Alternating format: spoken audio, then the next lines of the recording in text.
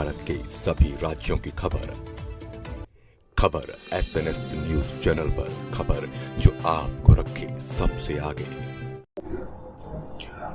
नमस्कार, खबर SNS news channel में एक बार फिर से आपका स्वागत है। देखिए, एक बार फिर से हम मौजूद हैं आज अपने स्टूडियो में।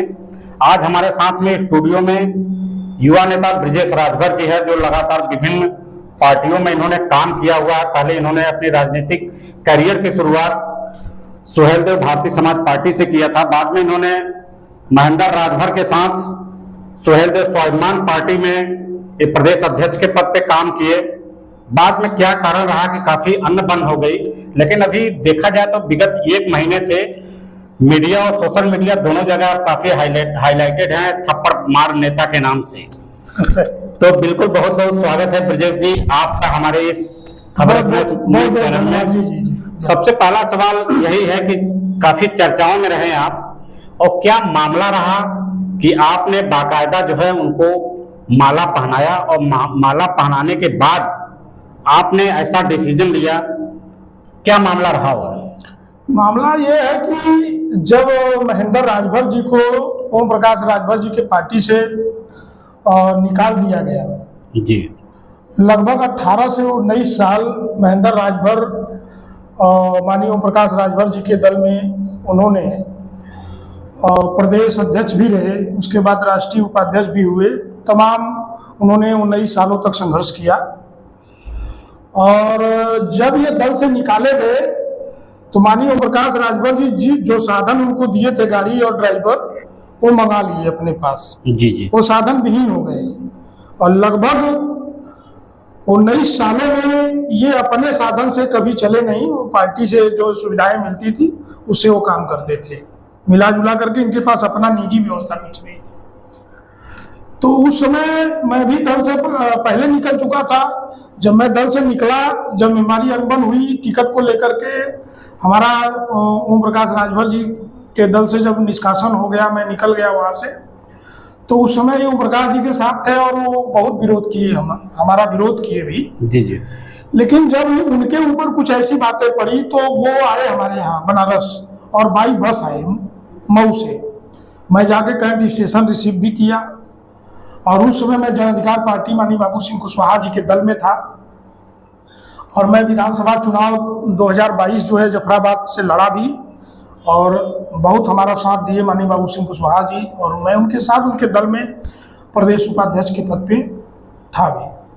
तो महेंद्र राजभर आए, तमाम हमको प्रोग्राम बताए, सिस्टम बताए, नीति सिद्धांत विचारधारा की। अब माननीय ओम प्रकाश राजभर जी समाज के हितैषी नहीं है, वो आरक्षण अधिकार हिस्सेदारी नहीं दिलवा पाएंगे, उनकी रवैया ठीक नहीं है। तो तमाम सारी बातें जो कि हमको समझाए, तो हमने कहा कि देखिए, सारे नेता बाद में जब दल बन जाता है तो फिर मनमानी करने लगते हैं। अब हमारा दिल उब गया है, मैं बाबू सिंह कुशवाहा जी के साथ ठीक हूँ, मैं इसी दल से काम करूंगा और आगे मैं इसी मिशन पे काम करूंगा।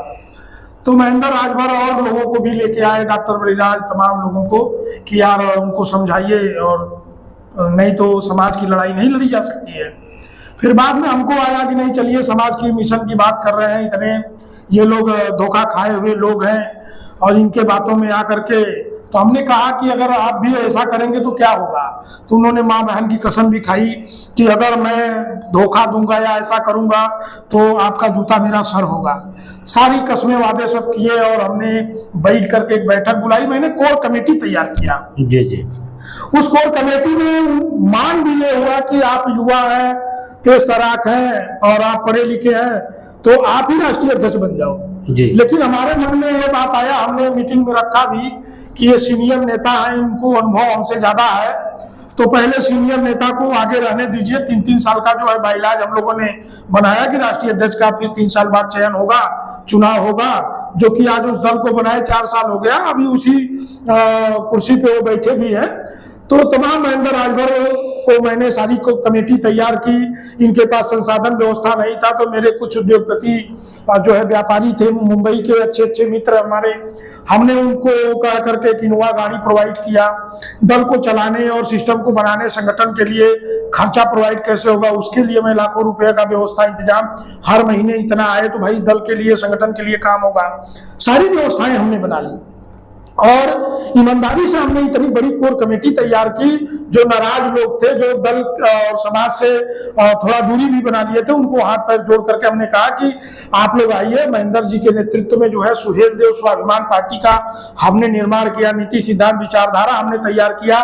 नहीं तो आप लोग कई पुराने चैनलों पे देखे होंगे कि पूर्व में ही सदर चुनाव लड़ रहे थे मऊ में, और जो है कि मीडिया का कोई व्यक्ति जो है सवाल करता है कि आप बताओ कि राष्ट्रगान कितने समय में गाया जाता है। जी जी। तो महेंद्र राजभर का ही बयान है कि ये जब स्कूल प्राइमरी विद्यालय खुलता है तभी तो गाया जाता है। राष्ट्रपति का चुनाव कैसे होता है इनको मालूम नहीं, एमपी एमएलए का फुल फॉर्म क्या होता है इनको मालूम नहीं। इससे ये होता है कि ये अनपढ़ और गंवार व्यक्ति, ये खाली संगठन पे इन्होंने काम किया और संगठन के बारे में और माननीय ओम प्रकाश राजभर के बारे में इनको जो जानकारी थी अब वही हथियार बना के समाजवादी पार्टी इनको अपने साथ रख लिया। तो आपको कैसे पता चला कि इनको ये चीजें मालूम नहीं है? उस समय नहीं मालूम था जब आपने राष्ट्रीय अध्यक्ष इनको बनाया? जब हमको मालूम नहीं था, फिर इनके बारे में हमने जानना चाहा। फिर जब 13-14 महीना बीत गया, मैं पूर्वांचल के सभी जिलों में जाकर के संगठन पे काम, क्योंकि एज में प्रदेश अध्यक्ष, तो प्रदेश अध्यक्ष की जिम्मेवारी होती है कि हर जिले में जाकर संगठन, जिला अध्यक्ष का गठन, कमेटी बनाना, बूथ बनाना। अब ये व्यक्ति घर छोड़ करके और समाजवादी कार्यालय छोड़ के कहीं हटा नहीं जी। अब 13 महीना बीत गया, 13 महीने बाद एक सनसनी खबर आती है। सनसनी खबर पूरे प्रदेश के चैनलों पे, बड़े बड़े चैनलों पे चल रहा है कि सुहेल देव स्वाभिमान पार्टी का राष्ट्रीय अध्यक्ष जो है चादर ओढ़ करके समाजवादी कार्यालय में पकड़ा गया। आप भी देखे होंगे, सारी दुनिया देखी, बड़ा शर्मिंदगी महसूस हुआ जी। बिल्कुल, उसमें एक वीडियो वायरल हुआ था, सुहेल देव भारतीय समाज पार्टी के जो प्रवक्ता हैं अरुण राजभर जी, उन्होंने अपने मोबाइल से उस चीज को वायरल किया था जब चादर ओढ़ के गए हुए थे वहां। तो हमको बड़ा दुख हुआ इस बात का। मैंने आपात बैठक बुलाई, मैंने महेंद्र जी से कहा कि आप राष्ट्रीय अध्यक्ष हैं, आप सिंगल व्यक्ति, सिंगल गाड़ी से आप उस कार्यालय में क्यों गए थे और आपने जवाब क्यों नहीं दे पाया? क्योंकि अरुण राजभर जब आपका इंटरव्यू ले रहे थे तो अरुण राजभर से आपको कहना चाहिए कि जब आपके पिताजी राष्ट्रीय अध्यक्ष हैं और वो हर दल के साथ बैठ सकते हैं तो हम भी राष्ट्रीय अध्यक्ष हैं, हमको भी संवैधानिक अधिकार है, हम भी किसी दल के साथ, किसी राष्ट्रीय अध्यक्ष के साथ बैठ सकते हैं, ये अधिकार हमको नहीं है। लेकिन ऐसा उन्होंने जवाब नहीं दे पाया। लगता था कि वास्तव में वो चोर पकड़ा ही गया है और वास्तव में चोरी करने गए थे। जी जी। तो समाज को बेचने वाले ऐसे सौदागरों का यही हाल होना चाहिए। तब हमने इनको आपात एक बैठक बुलाई और जब हमने पूछना शुरू किया तो ये कुछ जवाब उन्हें जरूर देना लगे कि हम मालिक हैं, हम दल के राष्ट्रीय अध्यक्ष, इनको घमंड हो गया।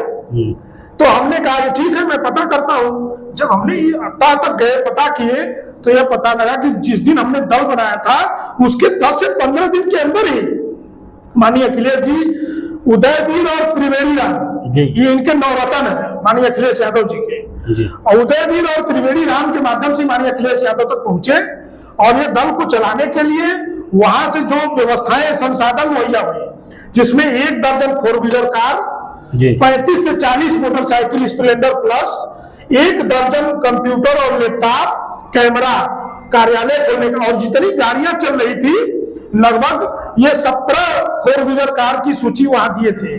17 में 10-12 हजार रुपया ये ड्राइवर की सैलरी, गाड़ी का खर्चा मिला जुला के इनको 10 लाख रुपया महीना वहां से आ रहा जी। 13 महीना बाद मेरे पास भी 2011 मॉडल स्कॉर्पियो थी। सबसे ज्यादा मैं मेहनत करने वाला, भागने वाला, दौड़ने वाला, ये लोग कभी ये जानकारी हमको दिए नहीं।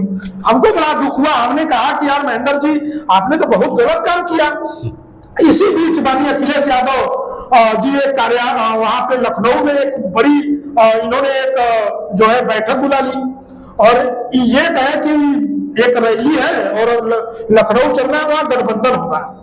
हमने कहा कि गठबंधन किस बात का होगा, संगठन तो अभी हमारा खड़ा नहीं हुआ, तैयारी हुई नहीं, गठबंधन किस बात का है। अभी ताबड़तोड़ लखनऊ लेके पहुंच गए और वहां से अखिलेश यादव जी की तरफ से 10 से 11 बसें प्रोवाइड की गई कि 10-11 जिलों में 12-14 बस लगा दो, खर्चा पानी व्यवस्था सब ले ली जी। अब वहां जब मीटिंग होने से पहले हमको बुलवाया गया उदयवीर और त्रिवेणी राम और माननीय अखिलेश यादव जी के यहाँ, और वो नाराज थे अखिलेश यादव जी, कहे कि भाई हम जो है कि संगठन बनाने के लिए दिए थे, आप भीड़ लेके आए हो, एक गांव से महिला पुरुष को पकड़ के लेके आए हो, मैं ये देखने के लिए बुलाया था। हमारे पास तो उतनी ताकत है कि मैं अभी फोन कर दूं तो पूरा लखनऊ जाम हो जाएगा।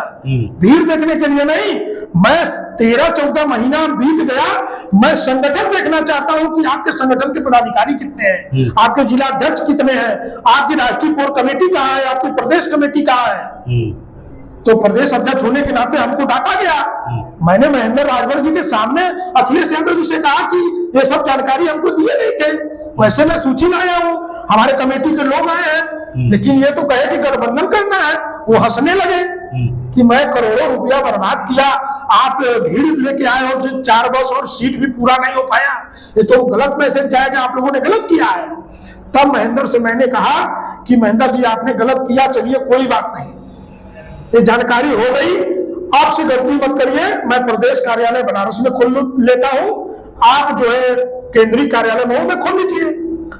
तो इनको मैं बनारस लेके आया, मैं यहाँ रिंग रोड के नीचे परमपुर में एक कार्यालय का जगह ले लिया, कार्यालय की सारी व्यवस्था, संसाधन, कुर्सी व्यवस्था मैं कर लिया, क्योंकि माननीय अखिलेश यादव जी अगले हफ्ते शशि प्रताप सिंह के कार्यालय का उद्घाटन करने वाले थे, और उसी समय मेरी भी बात हो गई कि प्रोटोकॉल में हो जाए कि माननीय अखिलेश यादव जी सुहेलदेव स्वाभिमान पार्टी के प्रदेश कार्यालय के लगे हाथ उसी में कार्यालय का उद्घाटन कर देंगे और हम लोग सिस्टमेटिक तरीके से संगठन का काम करेंगे।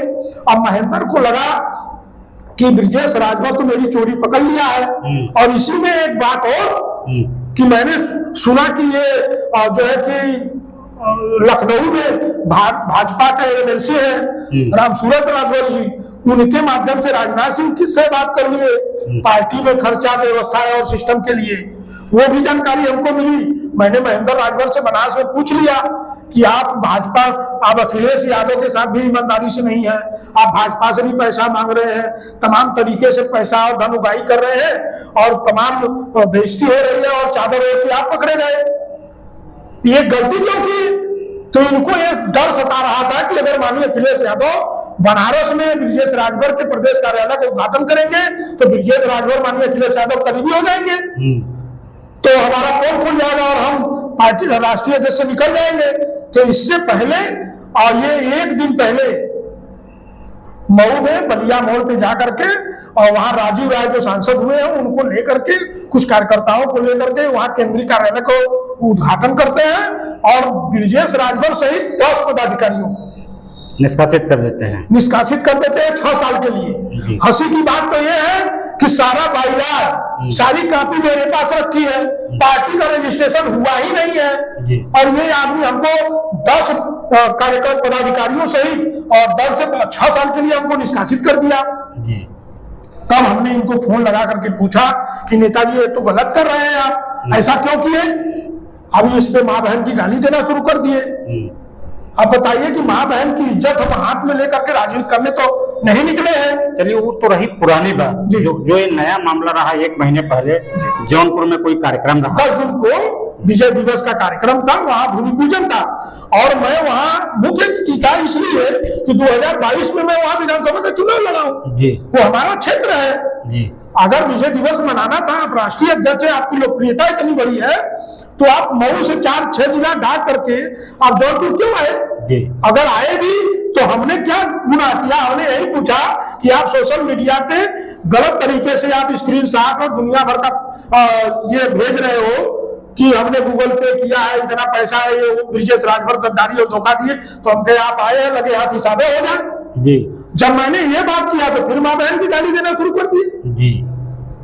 तो जब गाली देना शुरू कर दिए तो हमारे मन में आया कि अब ऐसा मौका नहीं मिलेगा और इनका पर्दाफाश जनता के सामने होना चाहिए। तो मैं तो गलत, देखिए ये राजनीतिक और संवैधानिक तरीके से गलत है, मैं इसको एक्सेप्ट करता हूं। तो महेंद्र राजभर जी से मैंने कहा कि भाई हिसाब किताब यही हो जाए, आपने बड़ा स्क्रीनशॉट वगैरह उल्टा सीधा सब चलाए और चादर ओढ़ के आप पकड़े गए और सारा आरोप हमारे ऊपर लगा दिए, ये तो गलत है। और फोन से बात करने पर माँ बहन की गाली दे रहे हैं, तो ये तो गलत है भाई। तो आज हिसाब किताब हो गया तो फिर गाली देना शुरू किए, तो हमारे मन में ये हुआ कि इस चीज का पर्दाफाश अब समाज के सामने होना चाहिए, क्योंकि वहां तो समाज के लोग थे। जी, समाज के लोग थे। और उस दिन बड़ा शुभ दिन था कि चक्रवर्ती सम्राट महाराजा सुहेलदेव राजभर का जो विजय दिवस, कि अपने देश के अताताई लुटेरा ठग बेईमान, जो हमारी माँ बहनों की अस्मिता, देश की अस्मिता को बचाने के लिए इन्होंने उसको गाजर मूली की तरह काटा। ये इतना शुभ दिन था, तो हमको लगा कि आज ये पर्दाफाश इसी मंच से होना चाहिए और ये मैसेज देश और प्रदेश और पूरे समाज के लोगों को जाना चाहिए, क्योंकि अब नेताओं के अंदर जो है जनता की खौफ खत्म हो चुकी है जी।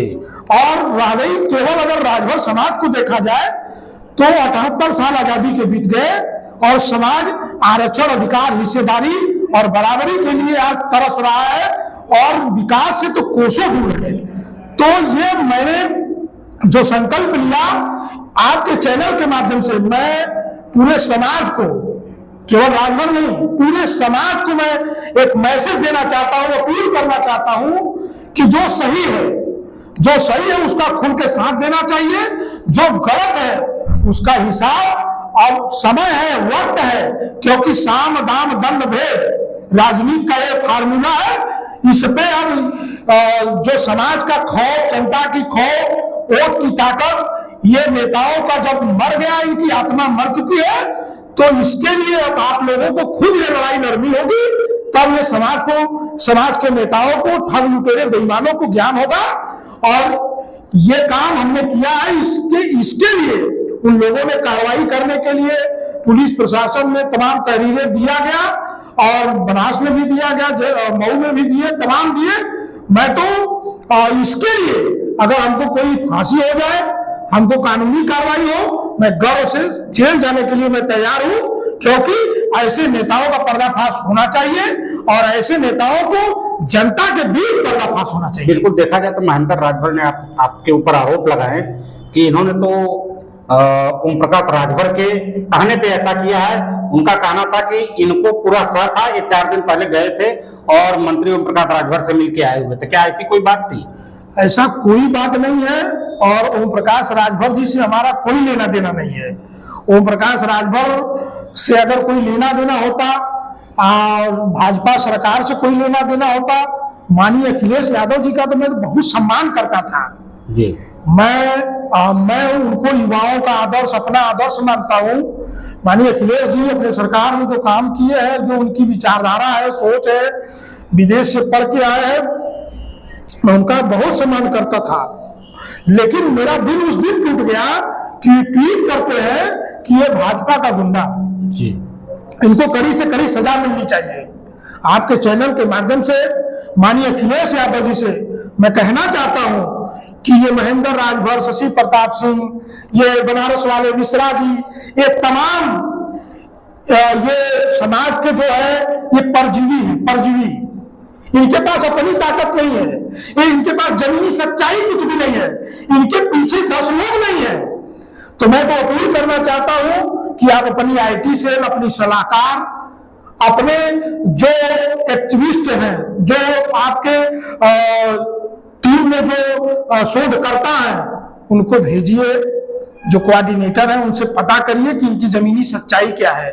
ये कभी किसी समाज के दुख सुख में जाने वाले नहीं, किसी के दुख दर्द को समझने वाले नहीं।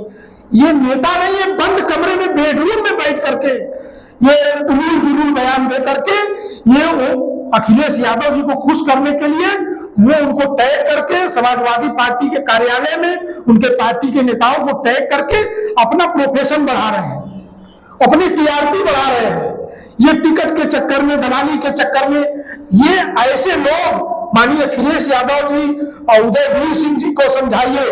उदयवीर सिंह जैसे ये सौदागर ये गलत रास्ते पर समाजवादी पार्टी की विचारधारा को लेके जा रहे हैं, इनसे आपको बचना होगा। समाजवादी पार्टी के कार्यकर्ता पदाधिकारियों से भी अपील है कि उदयवीर सिंह, त्रिवेणी राम जैसे, ये महेंद्र राजभर जैसे, शशि प्रताप सिंह जैसे, बनारस वाले मिश्रा जैसे, ये तमाम ये सब समाज के सौदागरों से बचने की जरूरत है। नहीं तो 27 का जो सपना है कि हम सरकार बनाएंगे, भाजपा की सरकार को गिराएंगे, ऐसा कुछ भी नहीं हो सकता है। भारतीय जनता पार्टी बहुत ताकतवर और बहुत मजबूती से संगठन पे काम कर रही है। आप मजबूत और अच्छे लोगों को जोड़ने का काम करिए।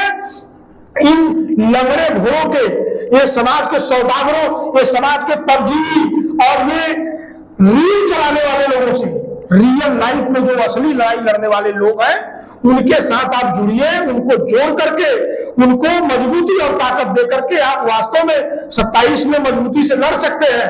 अब सरकार बनाने का सपना इनके बूते आपको छोड़ना पड़ेगा, इनके बूते कोई सरकार नहीं बन सकती। बिल्कुल ब्रजेश जी, आपसे अंतिम सवाल कि देखा जाए तो बहुत राजनीतिक विभिन्न पार्टियों में आपने काम किया जी, और देखा जाए तो आपने भी लगभग 10-11 साल आपने काट भी लिया उसमें। जी जी, देखा जाए तो सबसे ज्यादा आपने टाइम दिया सोहेलदेव स्वाभिमान पार्टी जी। में। तो पर्सनली आपसे जानना चाहते हैं कि आपका आगामी प्लान क्या है, यही अंतिम सवाल। देखिए, आगामी प्लान तो जो संकल्प लेके हम लोग घर से निकले, आज समाज और नेताओं को, राजनीतिक दलों को काफी हमने पढ़ा देखा।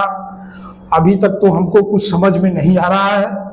जो समाज की जेन्युइन लड़ाई है, जो जमीनी सच्चाई है, आज वास्तव में महंगाई चरम सीमा पे है, युवा दर दर की ठोकर खा रहा है, प्रदेश में अत्याचार है, हत्याएं हो रही हैं, बलात्कार हो रहे हैं, कहीं कोई लगाम नहीं है। इसको रोकने के लिए, इस मिशन पे काम करने के लिए अगर कोई दल, विचारधारा अगर समझ में आता है, हम तो तलाश में हैं। एक किसी शायर ने कहा है कि बेहतर से बेहतर की तलाश करो, बेहतर से बेहतर की तलाश करो, मिल जाए नदी तो समंदर की तलाश करो, टूट जाता है पत्थर की एक चोट से शीशा, टूट जाए पत्थर ऐसे शीशे की तलाश करो। तो ऐसे शीशे की तलाश में ब्रजेश राजभर हमेशा है। और मैं सम्मानित श्रोता बंधुओं से और आपके चैनल के माध्यम से समाज के लोगों से, केवल राजभर ही नहीं, हर समाज में ऐसे सौदागर पड़े हैं और ऐसे सौदागरों को, अच्छे लोग हैं उनका साथ दीजिए, लेकिन जो गलत है तो खुल के सामने आइए। भगवान कृष्ण ने भागवत गीता में कहा है कि अन्याय सहने वाला, अन्याय करने वाले से बड़ा गुनहगार अन्याय सहने वाला है। तो हिंदू धर्म में एक ऐसी पवित्र पुस्तक है गीता, जिसपे संकल्प लेकर के कस्मे वादे खाए जाते हैं, कोर्ट कचहरी हर जगह धर्म को लेकर के। तो भागवत गीता को अमल भी किया जाए। अब उस तर्ज पे चलने की जरूरत है। जिस तरह से क्रांतिकारी भगत सिंह, चंद्रशेखर आजाद, मंगल पांडे, चित्तू पांडे, सुखदेव, राजगुरु, तमाम क्रांतिकारी अपनी बलि दे दिए इस देश की आजादी के लिए, उस आजादी की लड़ाई के तर्ज पे इन बेईमान नेताओं से, समाज के सौदागरों से, देश के सौदागरों से अब बचना है। तो इन क्रांतिकारी एक ऐसी क्रांति लानी पड़ेगी, नेताओं के जहन में जनता की खौफ को लाना पड़ेगा, उनकी डर को पैदा करना होगा। और संवैधानिक तरीके से बाबा साहब भीमराव अंबेडकर जी के और गीता में लिखे उस तथ्य से कि गुनाह करने वाले से ज्यादा गुनाहगार जो है गुनाह सहने वाला है, तो गुनाह अब समाज नहीं सहेगा, इस देश का युवा नहीं सहेगा। अब आंख मिला करके, नजर मिला करके बात करेगा और अब उनके भीड़ का हिस्सा नहीं बनना, उनके माला पहना कर उनको स्वागत करने की जरूरत नहीं है। जो जिस भाषा में समझेगा उस भाषा में समझाने की अब जरूरत है। तो अब बहुत ज्यादा कुछ नहीं कहना है, बस यही अपील हाथ जोड़ करके है, ये संदेश है समाज के लोगों को कि अब सही को सही और गलत की गलत पहचान करनी पड़ेगी, और जो सही है उसका खुल के साथ दीजिए, जो गलत है उसका खुल के विरोध करिए। बहुत बहुत धन्यवाद। आज हमारे साथ जुड़े हुए थे युवा नेता ब्रजेश राजभर जी, जो लगातार जो है चर्चाओं में बने रहते हैं। तो बने रहिए खबर एक्सप्रेस न्यूज चैनल के साथ।